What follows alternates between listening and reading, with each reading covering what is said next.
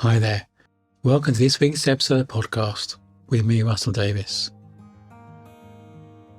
I can be really super sensitive to criticism, particularly from my wife. What's that about? This week we'll explore what's behind that, what makes us sensitive to other people's judgment, and begin to look at what we can do to let go of that, to be more immune to other people's criticism and judgment. So let's dive in and do that.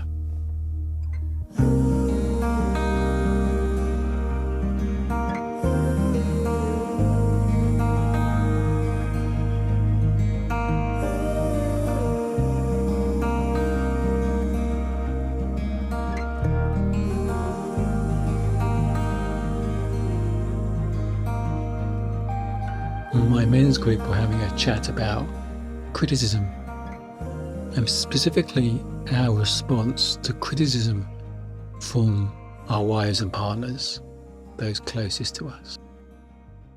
We realise sometimes we find it hard and we respond negatively to criticism. And I know that one of my love languages is 5 Love Languages, which is a book by Gary Chapman. I completely recommend it. I think it's a wonderful, wonderful concept. So simple, so elegant, and I think it makes so much sense. And the premise is that we tend to give and receive love in different ways. And we tend to give love in a way that makes sense to us, but it may not make sense to our partners or the people we want to love. And he uses the analogy of a language, that we speak different languages. And if we don't speak the language of love our partner uses, then our acts of love don't really get acknowledged. We don't land, and doesn't help them feel more loved. It's a wonderful book, The 5 Love Languages by Gary Chapman. He's a Christian, and I do think he uses a lot of unnecessary Christian language and context around it, because it's obviously relevant for any religion, any person, any human, not just Christians. But still think it's a fantastic, fantastic book.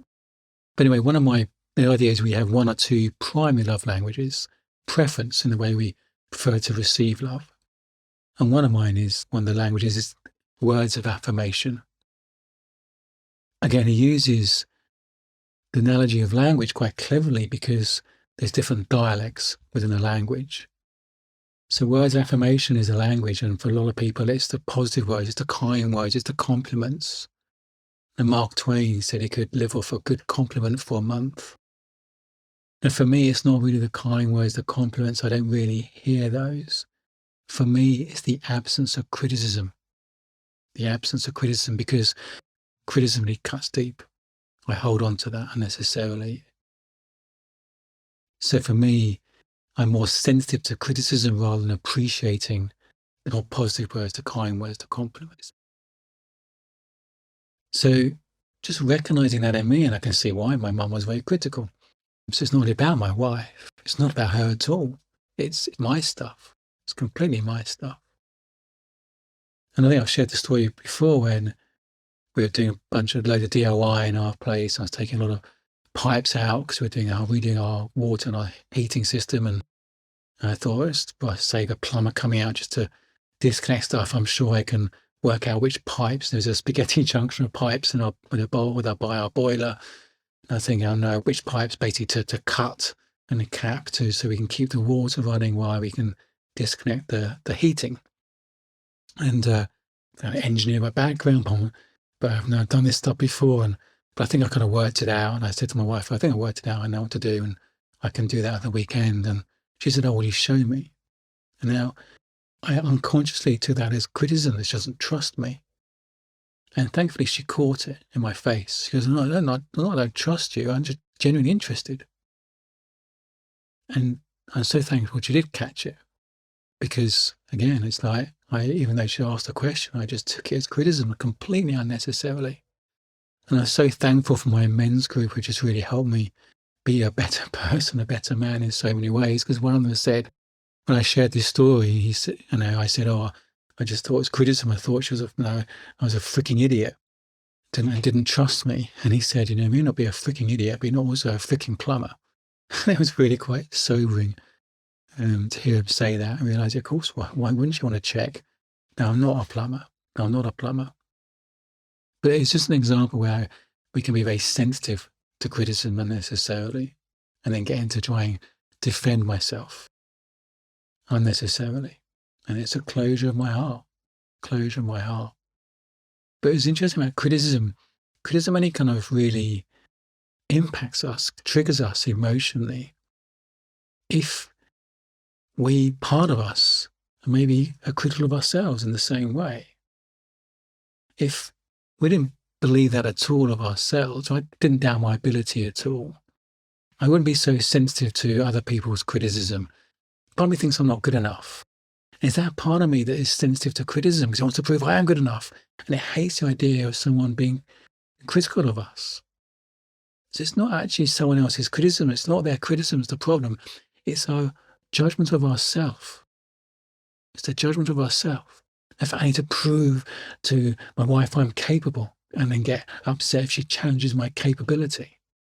I need to prove I'm capable and worthy of her love. But it's just a load of rubbish. A load of stories that I've picked up over the years that means I'm more sensitive to criticisms. It's not about her criticism, how she says things, whether she is critical or not. That's her stuff. But my trigger, it triggers me because of my own judgment of myself. My own judgment of myself. The less we judge ourselves, the less we're bothered by other people's judgments, their criticism. It's the judgments and the criticism of ourselves that causes the problem. And I'll never forget on my own psychological journey exploring my own sense of self and being on this retreat. And I'm sure I shared this story before about it was spring and there's beautiful gardens and it's in a convent living with nuns for a week. It was beautiful. Just having a bit of a retreat, a silent retreat away from everything. I'd never done anything like that before in my life, but I really felt I was running away from life, running away from my past, running away from my thoughts and my feelings, my judgments, and just wanted to be with myself and just see what showed up. And one of the things that happened on that week was one of the cats, as you imagine nuns have a lot of cats. It was spring, beautiful gardens in the countryside, a lot of rabbits in the gardens, but one of the cats had caught a baby rabbit. And this nun came up to me, I was sitting in the garden on a bench, and she came up to me with this bundle of fur and explained one of the cats had caught this rabbit and could I deal with it? Well, my first response was annoyance that she disturbed my peace, my retreat, and given me this problem to deal with. But I looked down at this little rabbit.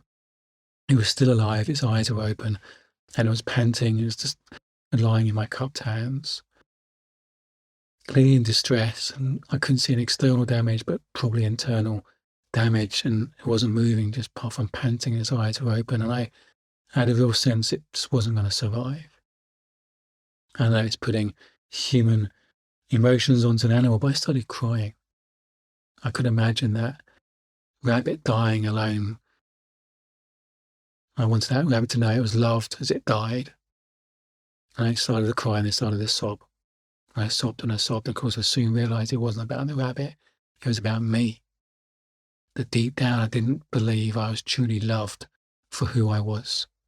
Didn't feel loved, even though, of course, I knew people loved me. That people loved me, but I didn't feel loved. It goes back to the love languages. We know we're loved, but how loved do we feel? And when we use other people's love languages, they begin to feel more loved. And I didn't feel loved for who I was. And that's the source of my sensitivity to criticism. That's the source of my fear, my worry, not being good enough, my fear of judgment, my fear of rejection, my fear in the world, my worry, my overthinking, tension. That tension went into my body, that impacted my fertility. So the criticism can only impact us if part of us believes it ourselves or is judgmental of ourselves. The more we let go of our self-judgments, the more immune to other people's judgment we become, the more immune to other people's criticism. It's about forgiving yourself for those judgments. We picked them up innocently along the way and we continue them innocently. Innocent stories, innocent habits. I wonder what judgments you have of yourself. That means you're very sensitive to criticism. Maybe it is you're not enough, or something similar. What if you can begin to forgive yourself of those judgments? You pick them up in all innocence, it wasn't your fault, and you continue them out of an innocent habit. They think they're serving you in some way. What if you forgive yourself for those judgments? You can even use the words, I forgive myself for judging myself as whatever it is, not good enough, not worthy. What if you can let go of those stories in love and compassion and kindness of yourself? For me, that self-compassion is the double D40 of change. It allows you to let go of the old story and step into your true self. It's mud that covers up the diamond of who we really are. I forgive myself for judging myself as not being good enough. I forgive myself for judging myself as not being worthy. All the judgments you could benefit from letting go of. And perhaps you can start today by loving yourself in that way. Loving you.